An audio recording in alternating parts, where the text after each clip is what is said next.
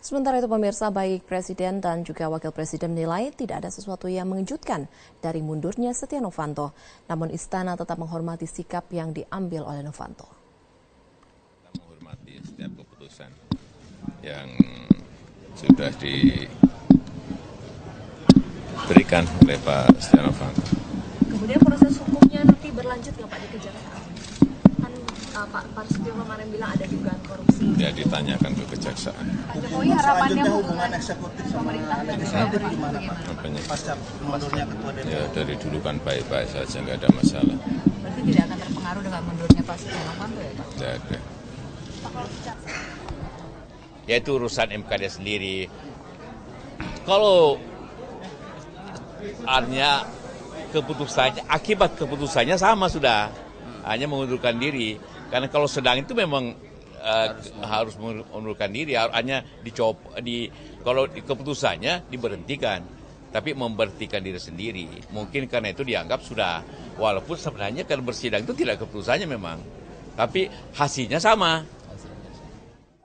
Presiden menghormati langkah yang diambil Setia Novanto untuk mundur dari jabatannya sebagai Ketua DPR. Presiden Jokowi memastikan selanjutnya tidak ada masalah hubungan antara pemerintah dengan DPR. Kita menghormati setiap keputusan yang sudah diberikan oleh Pak Setia Novanto. Kemudian proses hukumnya nanti berlanjut nggak Pak di Kejaksaan? Kan Pak Setio kemarin bilang ada dugaan korupsi. Ya ditanyakan ke Kejaksaan. Pak Jokowi harapannya hubungan eksekutif sama legislatif gimana Pak? Contohnya? Pasca mundurnya Ketua DPR. Ya dari dulu kan baik-baik saja, nggak ada masalah. Berarti tidak akan terpengaruh dengan mundurnya Pak Setio Novanto.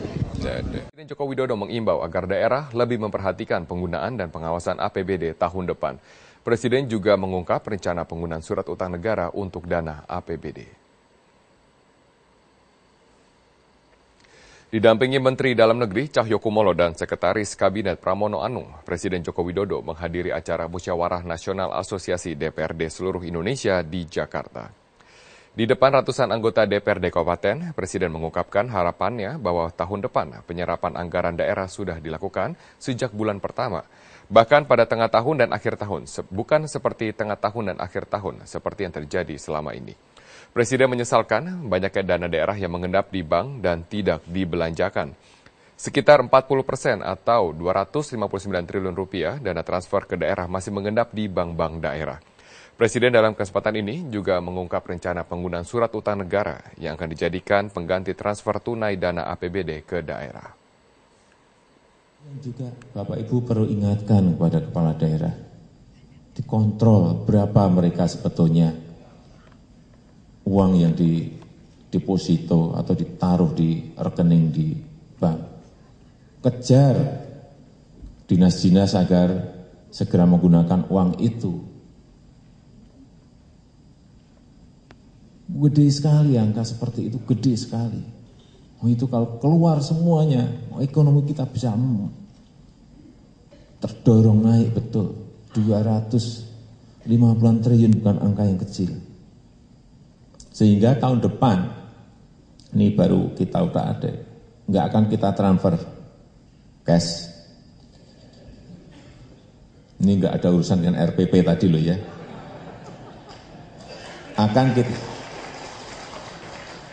Yang kita transfer nanti adalah surat utang. Pemirsa, drama yang disajikan mantan Ketua DPR Setia Novanto penuh dengan intrik politik.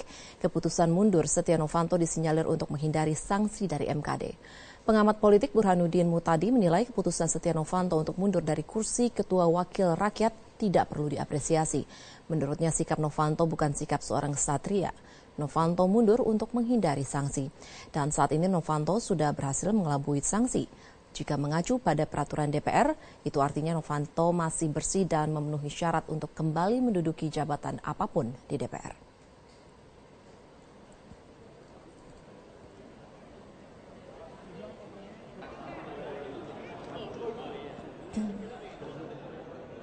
Dia bahkan, ini lelucon di antara kawan-kawan, dia bahkan bisa menduduki sebagai ketua MKD. Atau misalnya balik kandang sebagai ketua DPR. Jikalau persoalan sekarang secara politik sudah mulai menurun tensinya. Jadi implikasinya panjang. Meskipun tentu ada banyak yang mengatakan mana mungkin karena cap buruk sudah ditempelkan.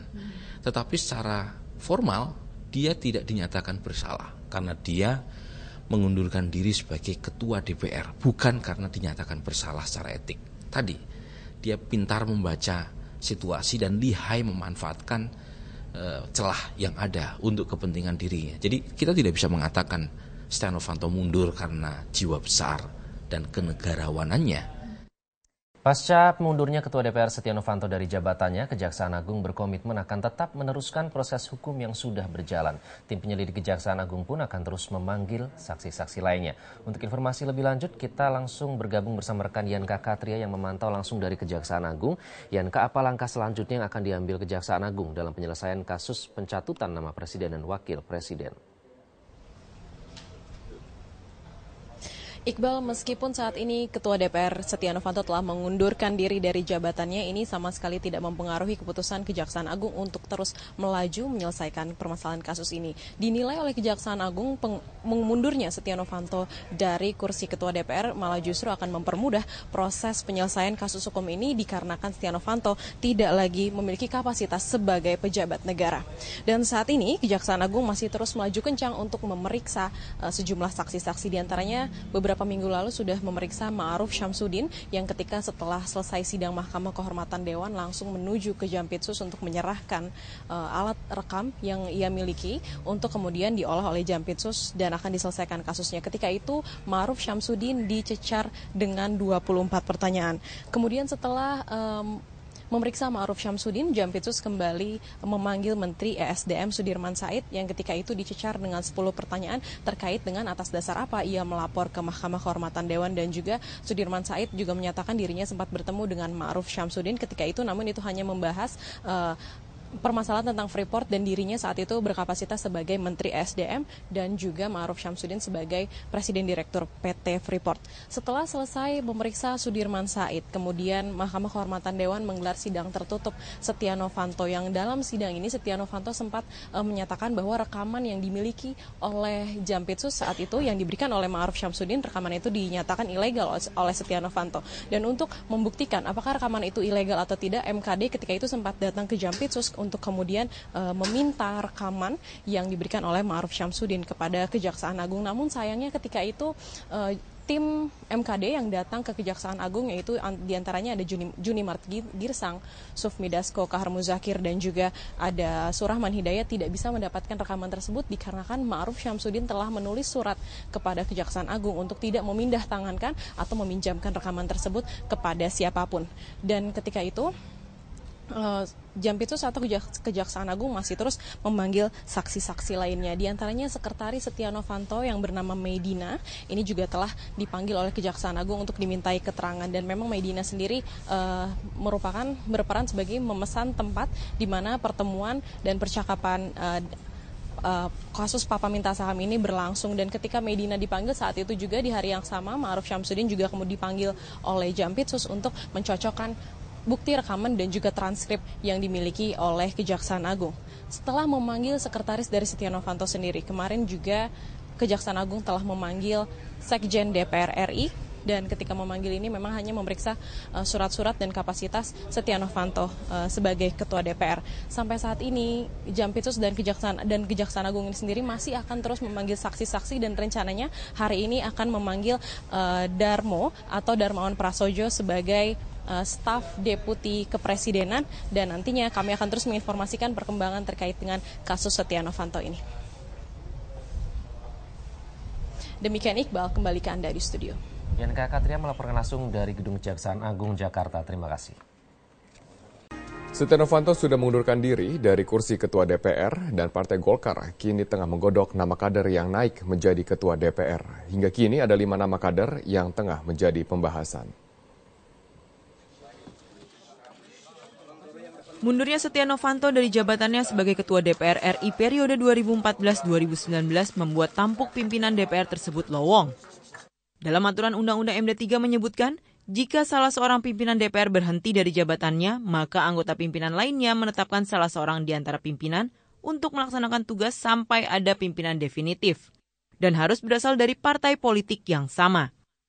Selain itu, dalam Peraturan Nomor 1 Tahun 2014 tentang Tata Tertib DPR, menyatakan pergantian pimpinan DPR hanya dilakukan untuk pimpinan yang mengundurkan diri, bukan keseluruhan pimpinan DPR.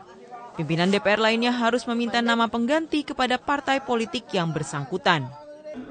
Dalam hal ini, Partai Golkar sebagai partai asal Setia Novanto berhak menempatkan kadernya sebagai pimpinan DPR.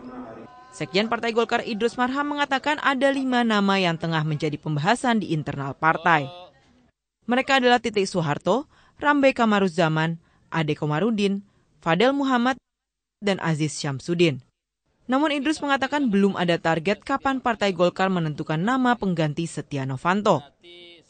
Di antara nama-nama yang beredar selama ini dan tugas saya selaku sekjen adalah menginventarisir ini semua, aspirasi-aspirasi yang ada. Setelah itu nanti kita wadahi dalam mekanisme pengambilan keputusan.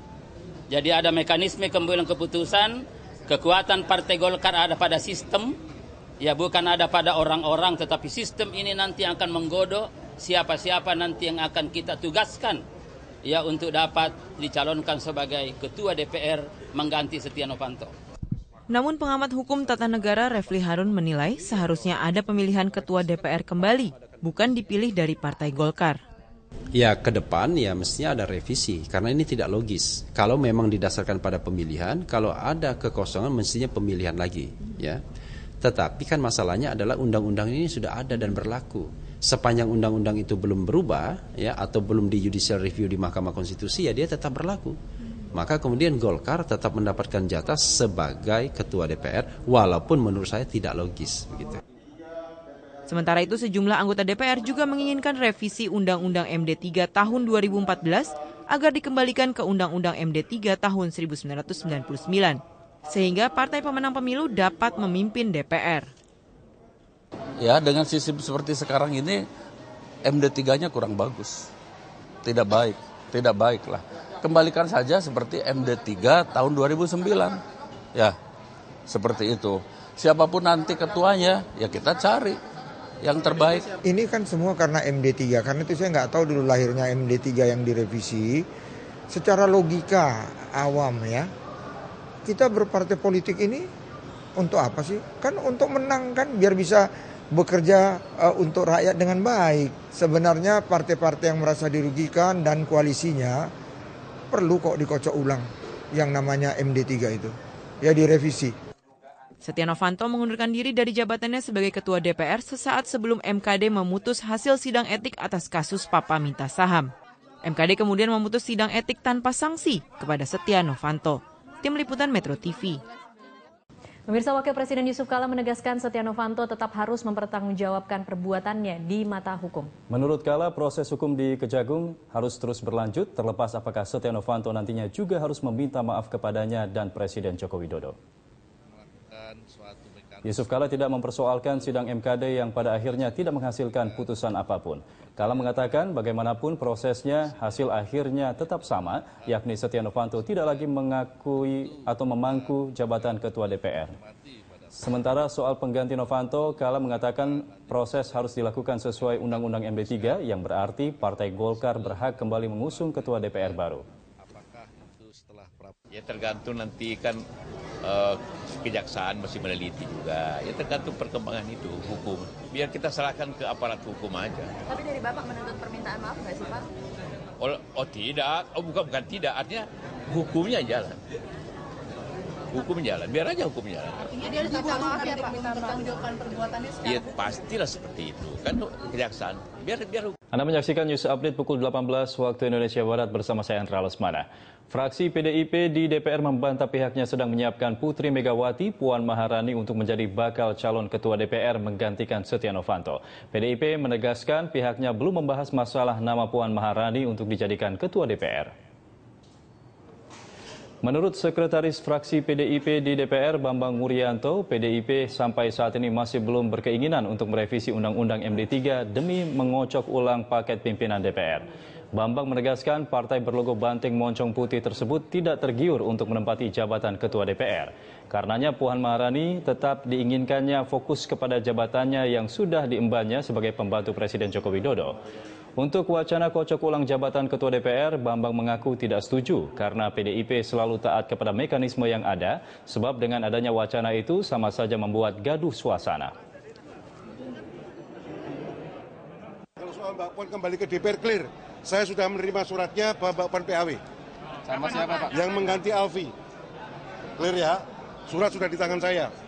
Jadi itu pergantian, Mbak Puan akan diganti Alfi. Jadi pikiran-pikiran spekulatif bahwa Mbak Puan akan kembali ke DPR, memimpin DPR itu keliru. Itu adalah pikiran yang sangat spekulatif dan itu nggak benar.